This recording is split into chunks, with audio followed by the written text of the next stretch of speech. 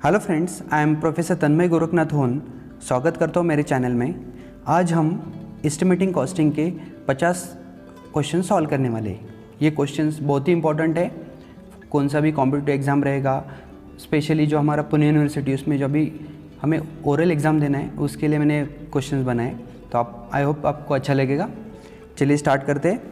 तो पहला क्वेश्चन है, what is name of your subject. तो बहुत सारे बच्चे ऐसे उनको सब्जेक्ट का नाम भी पता नहीं होता है। तो सब्जेक्ट का नाम है QSCT, quantity serving contracts and tender. Then which IS code we use for estimation. तो IS कोड है IS 1200। तो ये एस्टिमेशन का IS कोड है, तो आपको पता होना चाहिए। और एक है IS 1, जो वो क्या है, जस्ट नॉलेज के लिए। This is our Indian flag, जो हम इंडियन फ्लैग है उसका IS है 1। साइज़ कितना होना चाहिए उसके बारे में जस्ट मैंने जनरल नॉलेज के लिए बताया। अभी जो हमारा सब्जेक्ट उसका क्या है, IS 1200। How many assignments are there. बहुत सारे बच्चों को असाइनमेंट भी नहीं पता कि सबमिशन में कितने असाइनमेंट्स है। तो टोटल QSCT के देयर आर 8 असाइनमेंट्स।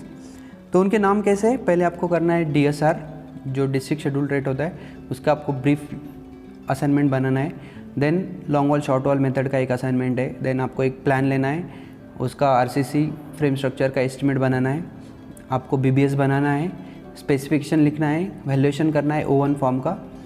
देन कोई तो रोड या पाइप कल्वर्ट है उसका आपको एस्टिमेट करना है, एंड लास्ट में आपको एक टेंडर नोटिस बनाना है।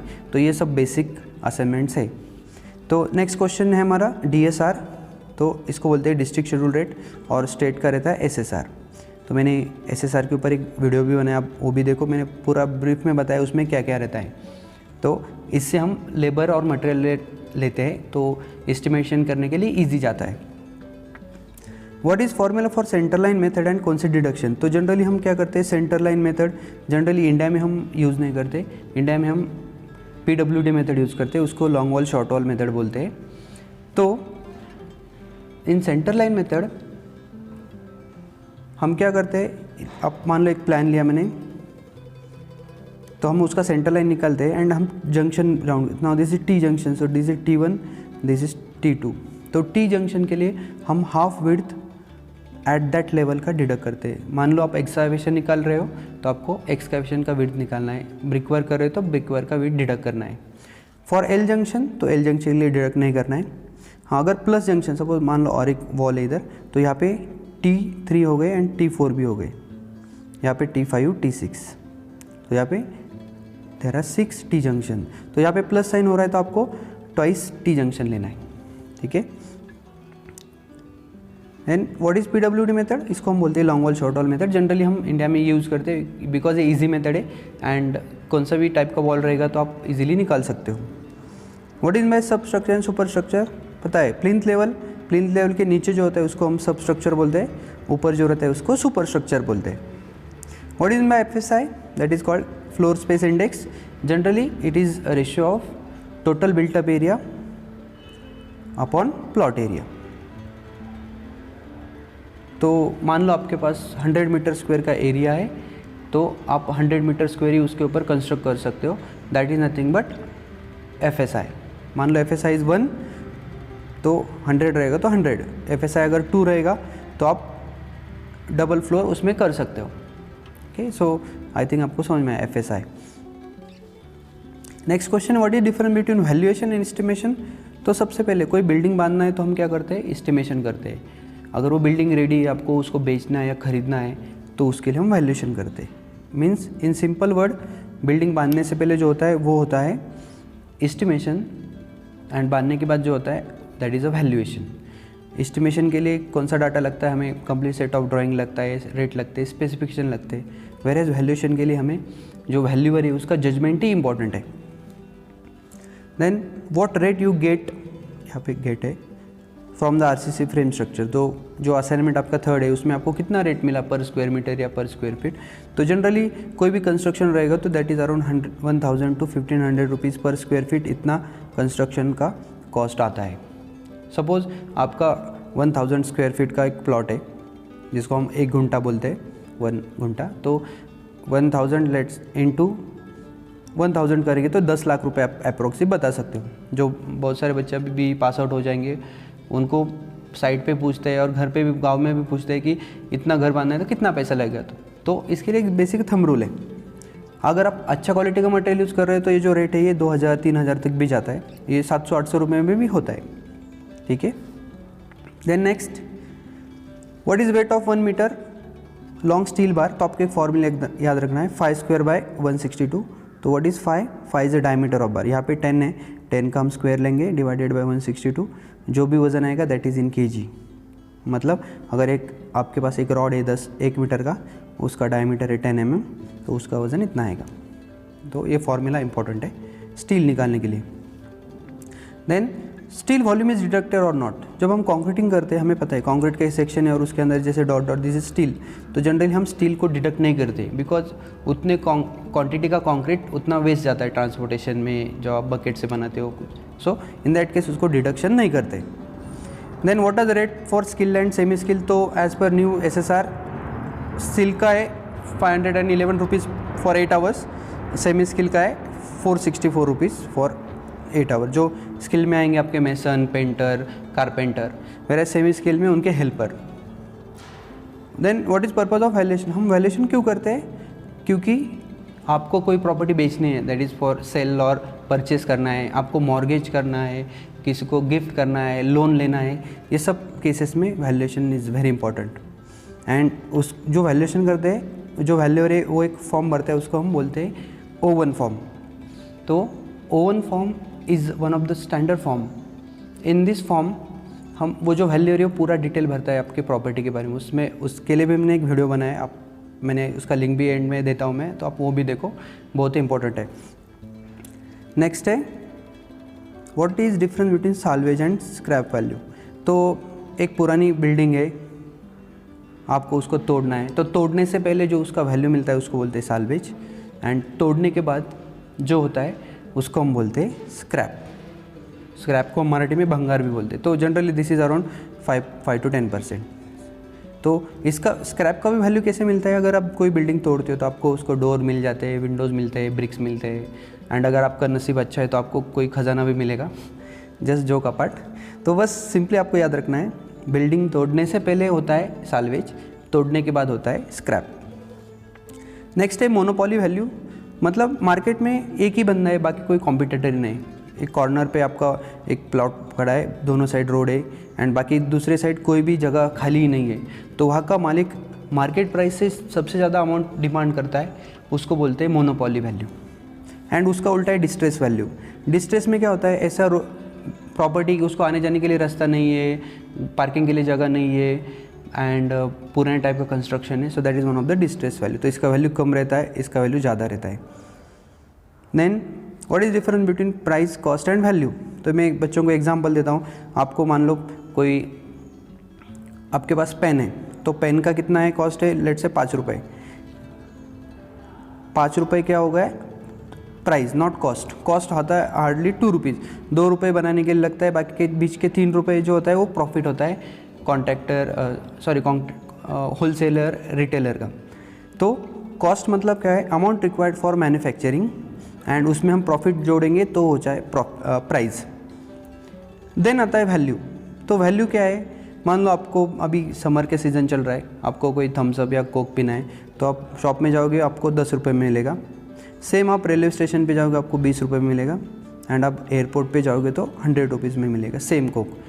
क्यों, because there is only demand and supply concept.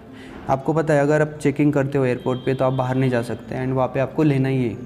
Where shop में आपके विलेज में जाओ या कोई भी टाउन में जाओ, आपको 10 रुपये में ही मिलेगा, तो ज़्यादा पैसे देने की ज़रूरत नहीं होती। सो that is just a demand and supply concept. Next है सेंटिमेंटल वैल्यू। तो ऐसी प्रॉपर्टी उसके ऊपर जो ओनर है उसका सेंटिमेंटल अटैचमेंट रहता है। आपने वो मूवी देखा होगा ओम जय जगदीश, वो मूवी में उनको प्रॉपर्टी लेनी होती है, तो इन दैट केस वो प्रॉपर्टी को हम बोलेंगे सेंटिमेंटल वैल्यूज़। नेक्स्ट आता है free hold and lease hold property. तो ऐसी प्रॉपर्टी जिसके ऊपर आपका 100% राइट्स होता है, वेरेज लीज होल्ड में आपका राइट्स नहीं होता है। मैंने इसके लिए भी एक वीडियो बनाया, दैट इज़ कॉल्ड 7/12 चौतरा, एक मराठी मैंने बनाया डिटेल में, आप वो ज़रूर देखो, एंड आपके पेरेंट्स को भी दिखाओ, क्योंकि मैंने बहुत सारे उसमें पढ़ाई करके उसके लिए अच्छा सा कंसेप्ट निकाला एंड आप इजीली वो रीड कर सकते हो, क्योंकि property is very important nowadays. तो फ्री होल्ड मतलब ऐसी property you are 100% owner of that property. आप उसको ऊपर कुछ भी कर सकते हो, कोई भी क्रॉप ले सकते हो, किसी को गिफ्ट कर सकते हो, डोनेट कर सकते हो, कुछ भी करना है, लेकिन with in rules and regulation. आप बोलोगे हाँ सर बोल रहे कुछ भी करना है मतलब हम उसके ऊपर चरस गांजा करेंगे, तो नहीं, ये नहीं चलेगा। आपको रूल्स एंड रेगुलेशन फॉलो करने हैं, ठीक है। तो free hold and lease hold. Lease hold मतलब किराए पे लेते हैं। मान लो आप फ्लैट में रहते हो तो 11 मंथ्स का एग्रीमेंट करते हो, या कोई एजुकेशनल इंस्टीट्यूट होता है वो 50 साल 99 ईयर्स के लिए वो लीज़ पे लेता है। तो जो लीज़ पे देता है उसको बोलते हैं लेसर, एंड जो लीज़ पे लेता है उसको बोलते हैं लेसी।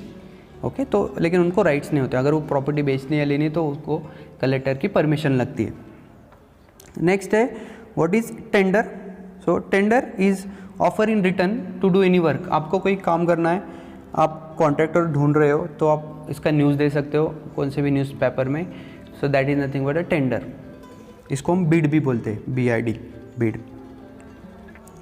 देन नेक्स्ट है what are types of tender. तो टेंडर के कौन से टाइप है, तो टेंडर के 3 टाइप है। ओपन टेंडर, इसको पब्लिक टेंडर भी बोलते हैं।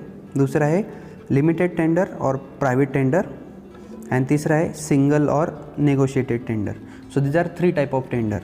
तो ओपन और पब्लिक में क्या होता है, it is open to all. इसमें सब लोग पार्टिसिपेट कर सकते हैं। जो न्यूली फ्रेश स्टूडेंट है वो भी इसमें पार्टिसिपेट कर सकते हैं, एंड लोएस्ट कॉस्ट मिलता है। लेकिन इसका डिसएडवांटेज ये है कि जो नया बंदे है उन क्वालिटी सेफ्टी इशू हो सकता है, बीच में वो भाग सकता है। सो ये उसका ड्रॉबैक है, लेकिन इसमें लो कॉस्ट भी मिलता है। सेकंड आता है लिमिटेड और प्राइवेट टेंडर। इसमें क्या करता है, लिमिटेड लोगों को ही बुलाता है जिनको एक्सपीरियंस है वो। फिर इसका एडवांटेज क्या आता है, तो क्वालिटी इशू नहीं आता, सेफ्टी इशू नहीं आता है, टाइम पे काम कंप्लीट होता है। लेकिन ड्रॉबैक क्या है, सभी लोगों को पार्टिसिपेट करने के लिए चांस नहीं मिलता, एंड इसका कॉस्ट हाई रहता है। वेरे सिंगल और नेगोशिएट टेंडर में एक ही कॉन्ट्रैक्टर को बुलाते हैं, उसका प्राइस हाई रहता है, तो that is one of the disadvantage, and सभी को चांस नहीं मिलता। लेकिन क्वालिटी सेफ्टी इसमें बहुत कंसर्न होते हैं। तो दिस आर द टाइप्स। तो जब आप कोई भी टीम में हो तो कौन सी भी कंपनी डिसाइड करती है कि कौन से टाइप के लिए जाना है। जनरली गवर्नमेंट काम के लिए हम ओपन और पब्लिक में जाते हैं, और प्राइवेट के लिए दोनों टाइप में जाते हैं। Then next is tendering process. तो टेंडरिंग प्रोसेस में जनरली होता क्या है, आप पहले कंप्लीट प्लान एस्टिमेट बना के रेडी करोगे, एंड आप टेंडर नोटिस बनाओगे। आफ्टर टेंडर नोटिस लोग फॉर्म लेंगे, सबमिट करेंगे। देन ओपनिंग सेशन रहेगा, प्री बिड मीटिंग रहेगा, एंड उसके बाद अवार्ड ऑफ कॉन्ट्रैक्ट मिल जाएगा, and then this complete your tender process.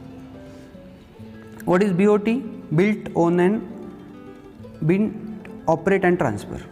मान लो गवर्नमेंट है, गवर्नमेंट के पास पैसे नहीं है, तो फिर प्राइवेट एजेंसी को बोलते हैं आप रोड बांधो। Take example of road. तो प्राइवेट कंपनी क्या करती है, रोड बांधती है, एंड ऑपरेट करने के लिए वहाँ पे वो टोल बिठाती है, आपको पता है टोल नाका। तो वो फिर वो पैसे कलेक्ट करते हैं, और जैसे उनका टोटल इन्वेस्टमेंट अमाउंट निकल आता है, देन अगेन वो ट्रांसफ़र करते हैं गवर्नमेंट को। So this is nothing but build operate and transfer. और ये बहुत सारे फॉर्म है, BO that is built and operate, BOO built own and operate, BT that is built and transfer. तो ऐसे टाइप है कॉन्ट्रैक्ट्स के।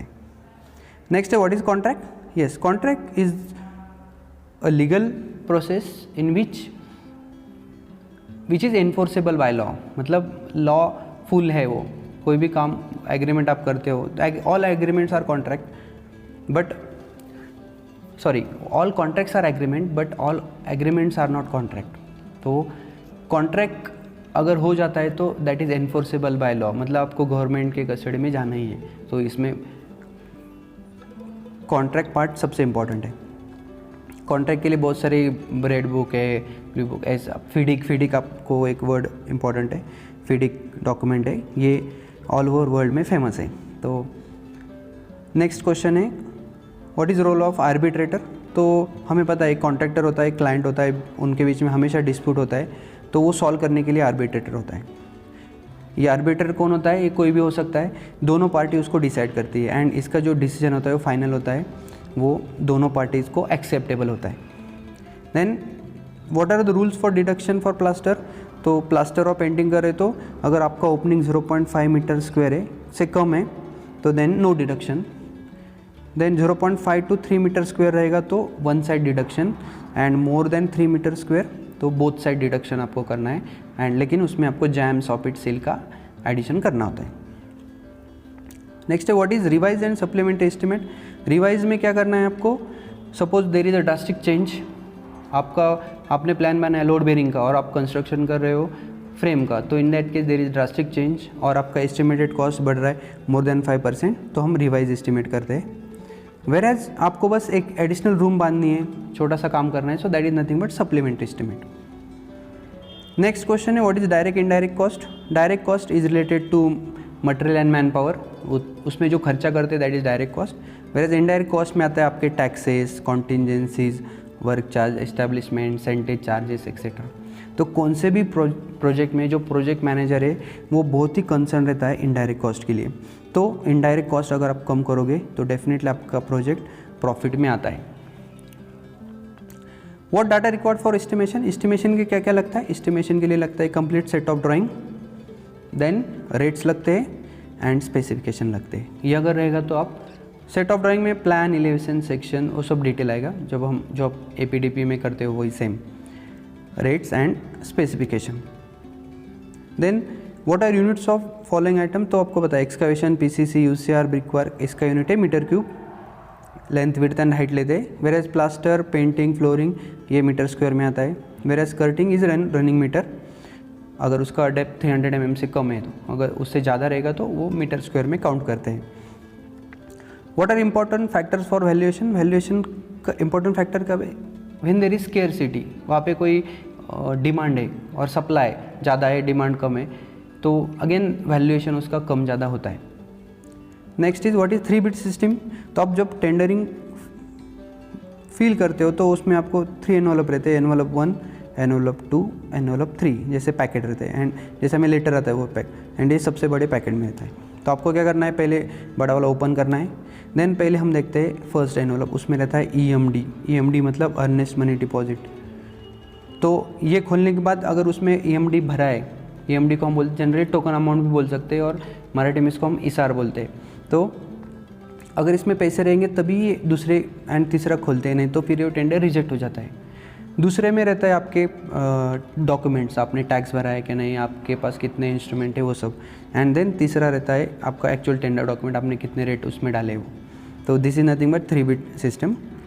और एक है 2 बिट सिस्टम। 2 बिट सिस्टम में क्या होता है, एनवलप 2 एंड 3 रहता है एंड ये बड़े पैकेट में रहता है, एंड आपको EMD सेपरेटली पहले ही देना होता है, तो ये प्रोसेस में ईजीली जाता है। तो जो लोग इंटरेस्टेड नहीं होते तो इसमें से वो बाहर निकल जाते हैं। सो that is 3 bit and 2 bit system. In which case contract become wide. तो कॉन्ट्रैक्ट वाइड कब होता है, if it is done by miss representation, किसी को फ्रॉड करके लिया है, मिस रिप्रेजेंट किया और इट इज़ अ माइनर, तो इन दैट केस कॉन्ट्रैक्ट आपका वाइड हो जाता है। What is mean by administrative approval and technical sanction, ये दोनों एक रिलेटेड है। आपको कोई काम करना है तो आपको पहले प्राइमरी एस्टिमेट करते हैं, जैसे कौन सा भी अप्रॉक्सीमेट एस्टिमेट से plain area method, cubic content method, तो आप उसको पहले एडमिन अप्रूवल लेते हो। जैसे आपको अप्रूवल मिलता है देन आप डिटेल एस्टिमेट करके उसका टेक्निकल सैंक्शन लेते हो। तो पहले आता है एडमिन अप्रूवल, उसके बाद आता है टेक्निकल सैंक्शन। नेक्स्ट है what are types of contract. तो बहुत सारे कॉन्ट्रैक्ट है, item rate contract, lump sum contract, turnkey contract, demolishing contract etcetera. जो नेक्स्ट क्वेश्चन है डिमोलिशिंग टेंडर, तो ये इंपॉर्टेंट है। आपको कोई घर तोड़ना है, जनरली हम टेंडरिंग देते समय लोवेस्ट वाले को देते हैं, डिमोलिशन में हम उल्टा, उसमें हम ज़्यादा लेते हैं। कोई घर तोड़ना है आपका, तो आपको एक बंदा बोल रहा मैं आपको 1 लाख रुपए दूंगा, दूसरा बोल रहा है आपको 2 लाख रुपए दूंगा, ये टेंडरिंग में। तो हम क्या करते हैं, टेंडर इरेगुलर में हम लोवेस्ट वाले को देते हैं। लेकिन ये डिमोलिश करना है मतलब तोड़ना है, तोड़ने के लिए आपको 2 लाख रुपए मिल रहे हैं, तो हम यहाँ पे हाईएस्ट लेते हैं। तो ये इंपॉर्टेंट है, डिमोलिशिंग में हाईएस्ट टेंडर लेते हैं और बाकी रेगुलर केस में हम लोवेस्ट टेंडर लेते हैं। Which grade of steel we use, हमें ऑलरेडी पता है एसडी स्ट्रक्चरल डिज़ाइन में 415, 415 ग्रेड, 500 ग्रेड, 550 ग्रेड, एंड अभी जो मार्केट में है there is TMT, thermo mechanised treatment वाला है, मतलब क्वालिटी इसमें इशू नहीं आता है, तो ये मार्केट में अवेलेबल है। एंड आयरन स्टील का रेट अभी 40 to 45 रुपीज़ पर kg। Then what is by measurement sheet, abstract sheet, face sheet. तो आप मान लो आपके पास प्लान है, आप उसके क्वांटिटी निकालते हो, आप उसको मेजरमेंट शीट में डालते हो। मेजरमेंट शीट में हमें क्वांटिटीज़ मिलते हैं, क्वांटिटीज़ को हम एब्स्ट्रैक्ट शीट में डालते हैं, एब्स्ट्रैक्ट शीट में हमें बिल्डिंग कॉस्ट मिलता है, एंड देन हम face sheet, final face sheet जो टॉप पे रहता है वो। तो सीक्वेंस याद रखना है, पहले फेस शीट आता है, उसके नीचे रहता है एब्स्ट्रैक्ट, उसके नीचे मेजरमेंट शीट, देन प्लान है। फेस शीट में आपको पूरा एग्जैक्ट फिगर आउट हो जाता है कि कितने पैसे लगने वाले। Which are the resources important. Rate analysis में इंपॉर्टेंट रिसोर्स होते हैं मैन पावर एंड मटेरियल, क्योंकि इसमें ज़्यादा पैसे लगते हैं। मैन पावर आज के डेट में मिल ही नहीं रहे, तो man power and material saving is important, and these are 2 factors affecting rate analysis. What is schedule A and B? ये कंडीशन ऑफ कॉन्ट्रैक्ट है। जब आप कोई कॉन्ट्रैक्ट करते हो तो शेड्यूल ए में कौन सी पार्टीज़ है, उसका कॉन्ट्रैक्ट का नाम क्या है, क्लाइंट का नाम क्या है, सब detail, that is schedule A. Schedule B is related to material, कौन सा मटेरियल हम यूज़ कर रहे हैं उसके बारे में। देन कौन सा सॉफ्टवेयर हम यूज़ करेंगे? जो सॉफ्टवेयर है, अभी जनरली माइक्रोसॉफ्ट एक्सेल बहुत बार साइट में यूज़ होता है और बहुत ईजी भी है। देन प्लेन स्विफ्ट भी करके एक सॉफ्टवेयर है, देन B2W कंस्ट्रक्शन, ऐसे भी बहुत सारे सॉफ्टवेयर आप देख सकते हो। नेक्स्ट है what is earnest money deposit and SD। ये टेंडर के बहुत ही इंपॉर्टेंट पार्ट है। EMD means earnest money deposit, it is 0.5 to 2% रहता है। अगर बड़ा काम रहेगा तो ये 0.5 रहता है, छोटा काम रहे तो 1 to 2% लेते हैं। मतलब how much earn that contractor, कितना इंटरेस्ट है उसको काम करने में। अगर कोई बंदा EMD देता है तो उसका इंटरेस्ट लगता है। देन अगर उसको कॉन्ट्रैक्ट मिल जाता है तो EMD बन जाता है security deposit, these are around 10% और 5 to 10%। तो ये जो क्लाइंट है उसके सिक्योरिटी के लिए लगता है। जब आपका काम चल रहा है तो ये अमाउंट रिजर्व रहता है क्लाइंट के पास। Then next is defect liability period. आपका काम खत्म हुआ है, कॉन्ट्रैक्ट अभी चला गया, आप घर में यूज़ कर रहे हो। एक मानसून के बाद आपको पता चल रहा है कि स्लैब लीक हो रहा है, कुछ दीवार से पानी आ रहा है, तो आप कॉन्ट्रैक्टर को बुलाओगे, उसको बोलोगे कि हमारा ये क्लियर करके दो। अगर वो करता है तो ठीक है, नहीं तो आपको राइट्स होता है, आप दूसरे कॉन्ट्रैक्ट को बुला के वो काम करा लेते हो। एंड कौन से पैसे से? Using this SD, and remaining पैसा आप पुराने कॉन्ट्रैक्ट को देते हो। तो ये इंपॉर्टेंट पार्ट है। Then what is long form QSAT, already बताया, quantity serving contracts and tender. ये कॉन्ट्रैक्ट्स एंड टेंडर बहुत इंपॉर्टेंट है। मैंने निकमार किया है, उसमें हमें एक सब्जेक्ट था इसके बारे में। तो अगर आपको कोई ऑफिशियल जॉब करना है तो कॉन्ट्रैक्ट्स एंड टेंडर टर्म्स ये सीखनी बहुत इंपॉर्टेंट है। These are all legal knowledge. And last what is lump sum, it is similar to turnkey, मतलब आपको बस कॉन्ट्रैक्टर को पैसे देने, वो पूरा मटेरियल लाएगा, सब रेडी करेगा एंड आपके हाथ में चाबी देगा। सो that is nothing but a lump sum contract. So I think मैंने शॉर्ट टाइम में बहुत सारे पॉइंट्स कवर किए। आई होप आपको अच्छा लगेगा। अच्छा लगेगा तो लाइक शेयर करो एंड सब्सक्राइब करो, and all the best for your final exam. Thank you very much.